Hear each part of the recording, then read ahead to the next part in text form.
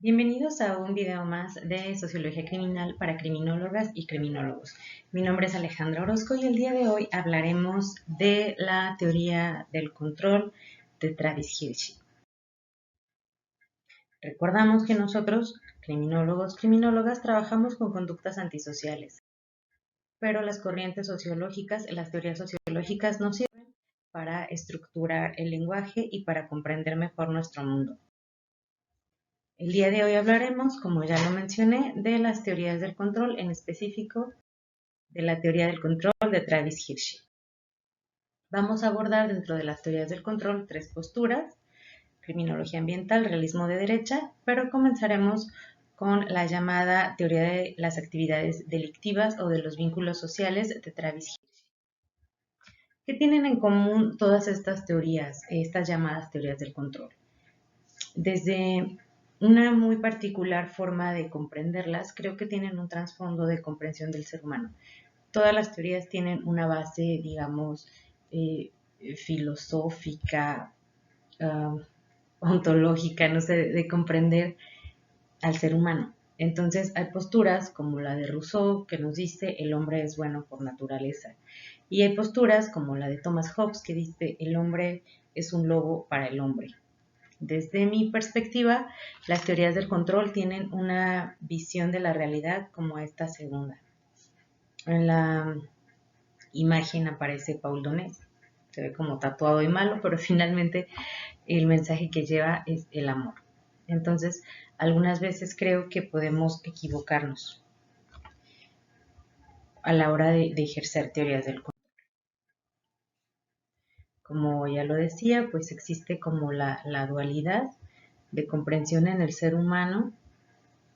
Sin embargo, estas teorías, repito, tienden a ver al ser humano como alguien eh, perverso, alguien dispuesto a delinquir sin mayor problema si no se le pone un freno.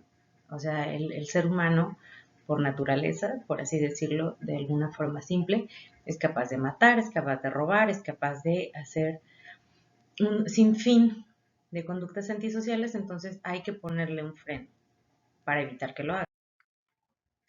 Estas teorías del control hablan de un desequilibrio entre el impulso nato del ser humano de portarse mal y los mecanismos de control que lo frenan, ya sean sociales o físicos.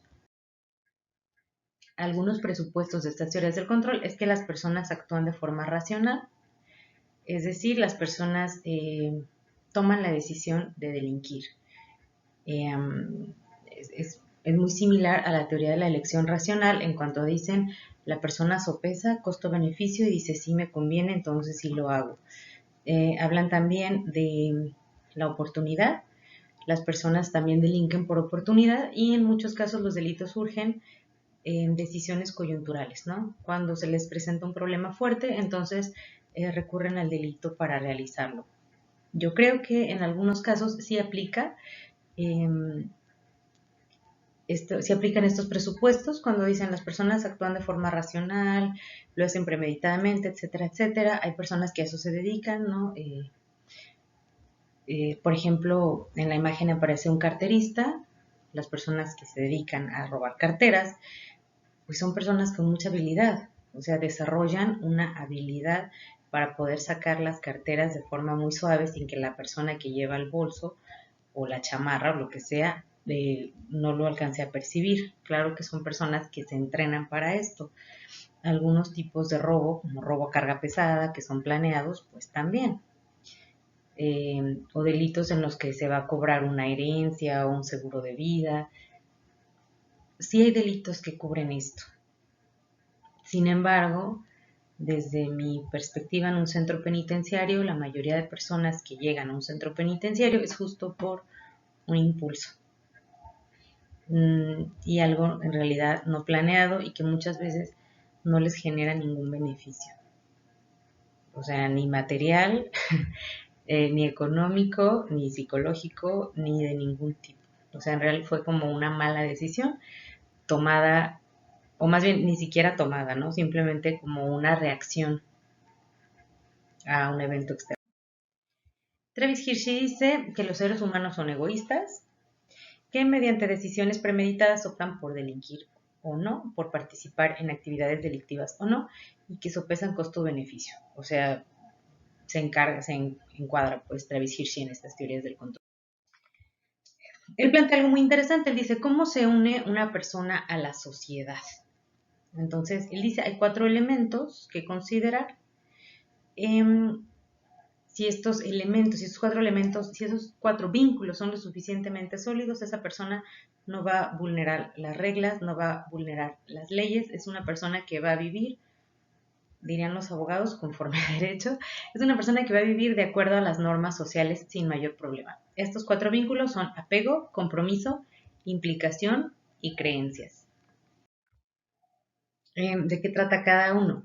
El apego, bueno, es el apego que le tenemos a nuestros papás, a nuestros hermanos, a la familia, a nuestros compañeros de clase, ¿no? Cierto apego que se genera con las instituciones. El niño, por ejemplo, puede ir aprendiendo a tomarle cariño a su escuela, a decir, a la hora de un torneo de intercolegial yo llevo la playera bien puesta. Puede, por ejemplo, también, aquí otra, por ejemplo, como la cuestión religiosa, también a las instituciones religiosas se les comienza a tomar cariño. En algunos casos, por ejemplo, en las escuelas que llevan honores a la bandera y demás, formación cívica y ética, pues dices, esto me da identidad, y el himno, y la escolta, se va generando como ese apego. El compromiso se da con el estilo de vida convencional. Aquí creo que hay una, digamos, existe la cuestión de cuando la familia completa es criminógena. El estilo de vida convencional es algo que el niño ni siquiera va a aprender a conocer, ¿no? Pero bueno, se da un compromiso con este estilo de vida convencional, se da una implicación en actividades que realiza la mayoría y existen también finalmente creencias y respeto por la ley y la autoridad. Es decir, yo no veo un código penal, por así decirlo, como algo pues que a unos legisladores en quién sabe dónde se les ocurrió hacer y a mí qué me importa, ¿no? Si no, digo, bueno, vivo aquí, formo parte de esta sociedad, me gusta formar parte de esta sociedad, no quiero ser excluido, no quiero ser discriminado y yo me vinculo a la sociedad.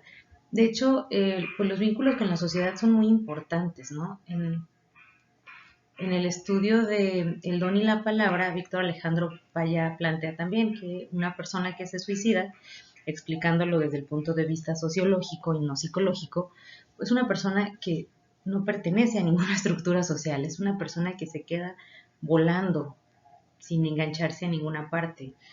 Por ejemplo, cuando después de una ruptura amorosa una persona decide suicidarse, lo más probable es que el único vínculo que tuviera con la sociedad fuera esa pareja. Entonces, al ya no existir esa pareja, entonces esa persona queda como flotando, desamparada, y pues decide suicidarse. La pregunta de Hirschi es, ¿por qué no delinque una persona?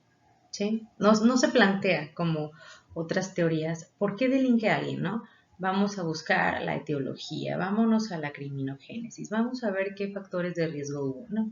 Hirschi dice, a mí dime por qué no delinque alguien, a mí no me digas por qué sí hay un montón, a mí dime por qué no, así yo puedo evitar que lo hagan. Esto en criminología pues lo llamamos los factores criminorrepelentes, ¿no? O los inhibidores, los que alejan a la persona de cometer un delito. Y en algunos casos son muy marcados. Hay otro estudio que se hizo aquí en la Universidad de Guadalajara, Juan Carlos Rodríguez, creo que se llama el investigador, que se llama Madejas Entreveradas, y habla sobre la percepción de masculinidad en hombres, un estudio que se hace en la Consti.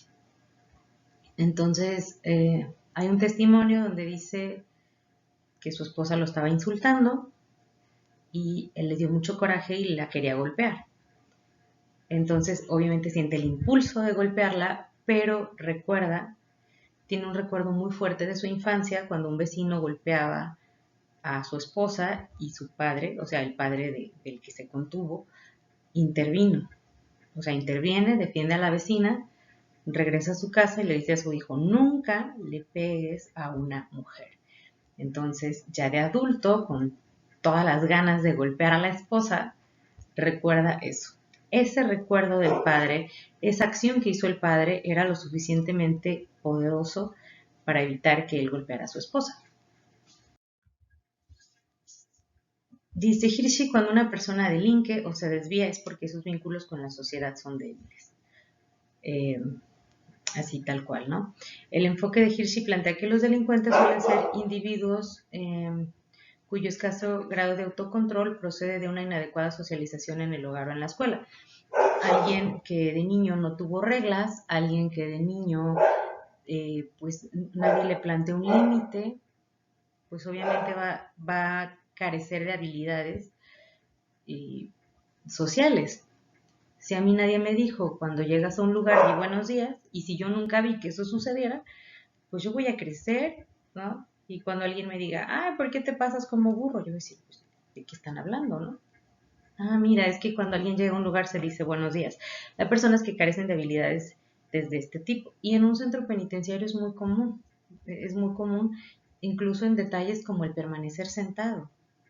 O sea, hay personas que no pueden permanecer sentadas 5 o 10 minutos en una silla porque nunca en su vida se han enfrentado a una situación donde tengan que permanecer sentadas 10 minutos. Ya había personas que habían intentado responder a esta cuestión de por qué el ser humano no delinque. Una de las principales respuestas vino de Talcott Parsons. Él decía, en los años 40, la mayoría de las personas se adaptan a la ley como consecuencia de su socialización y su deseo de sociabilidad.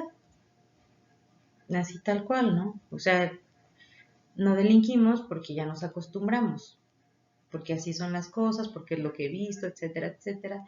Los conformistas que llamaba Merton, etcétera, etcétera, etcétera. Tom Tyler dice, mucho más reciente, en 2006, ¿por qué la gente obedece la ley en Estados Unidos? Y en Estados Unidos elabora un estudio y llega a la conclusión de que la moralidad personal y la percepción de que la ley son legítimas son fundamentales para que una persona no delinca. ¿Qué quiere decir con esto? Si yo considero que una ley es injusta, no la voy a obedecer, ¿sí? Si yo considero que a mí me están pagando mucho, perdón, el Estado me está cobrando muchos impuestos, entonces yo voy a buscar la forma de no pagarlos. Y no es que yo esté delinquiendo, sino que no merezco pagar esos impuestos o no es justo que los pague. Cuando, por ejemplo, me paso un alto y me para un tránsito y la multa es altísima, yo digo, no es justo, porque yo voy a pagar eso, ¿no? Entonces, llego a un arreglo con el agente de vialidad. O cuando en mi trabajo, pues trabajo muchas horas extras y no me las quieren pagar, entonces digo, bueno, pues mi hijo necesita hojas blancas para la escuela, entonces pues me llevo un paquete de hojas, ¿no? O, me llevo un paquete de plumas, o me llevo, las personas no ven este tipo de cosas como delitos, ¿no? No pueden, o sea, no se ven a sí mismos diciendo, le estoy haciendo robo hormiga a la empresa en la que trabajo, sino de, pues, una de cal por las que van de arena, ¿no? Entonces es una cuestión muy personal cuando las personas eligen delinquir o no. Y aún estas personas que pueden hacer robo hormiga, que pueden pasarse el alto, que pueden sobornar al de tránsito, se sienten con la suficiente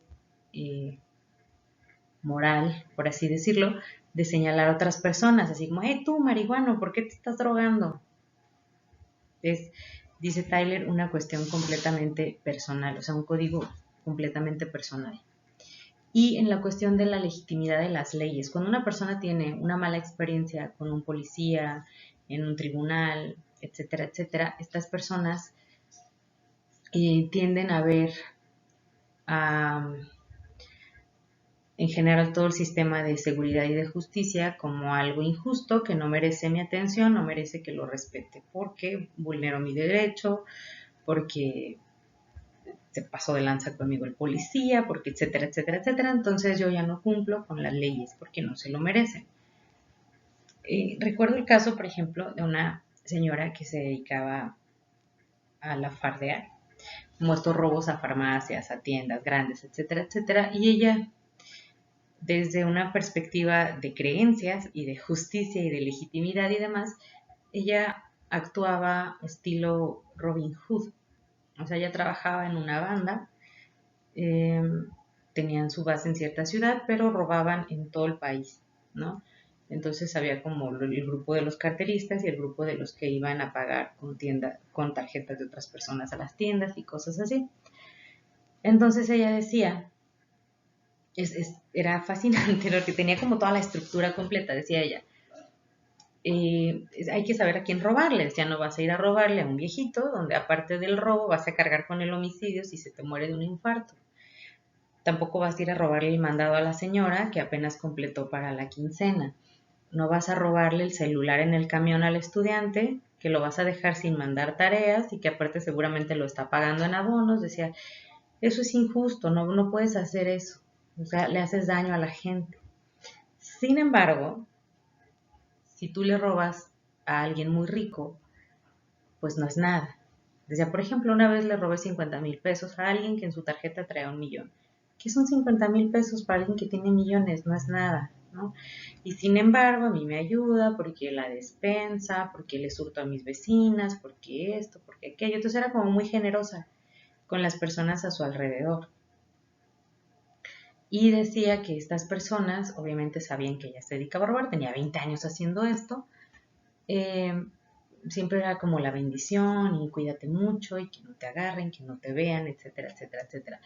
Pero desde una perspectiva de creencia, ella percibía el sistema como injusto. Decía, es que yo si voy y robo, perdón, si yo voy y trabajo con los estudios que tengo, con las habilidades que tengo, con los gastos que tengo, pues no me alcanza. O sea, a mí también me gusta darme mis gustos, ¿no? Me gusta ir a un restaurante caro, me gusta invertirle a un corte de pelo, a la uña postiza.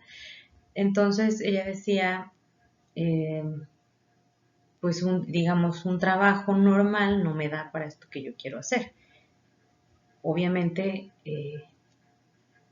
me parto el lomo, así uso esa frase, obviamente me parto el lomo porque me arriesgo. O sea, yo sé que cada que voy y me meto a una tienda, estoy arriesgándome. Cada que salgo, solo por entrar a cada tienda, independientemente de lo que compre o no, a mí me pagan 5,000 pesos. Dice, entonces yo puedo entrar 5 veces a una tienda, o perdón, en un día a 5 tiendas, y yo en un día me llevo 25,000 pesos. O sea, ya trabajé todo el día, llego con la adrenalina, pues yo quiero salir, yo quiero divertirme, yo quiero gastar, etcétera, etcétera, ¿no? Entonces, en ese caso, por ejemplo, obviamente es una persona que tiene este código de moral personal, está como bien claro y bien definido. Ella no le va a robar a personas que tienen poco dinero, ella no va a matar a nadie, ella no va a lastimar a nadie, ella simplemente considera que lo justo es tomarle un poquito a los que tienen mucho. Y bueno, hasta aquí vamos a dejar esta teoría del control. En otros videos continuaremos con la criminología ambiental y con el realismo de derecha. Espero que haya quedado claro esta información sobre Travis Hirschi y algún acotamiento que después hizo Tom Tyler al respecto para responder a por qué las personas no delinquen. Gracias por su atención.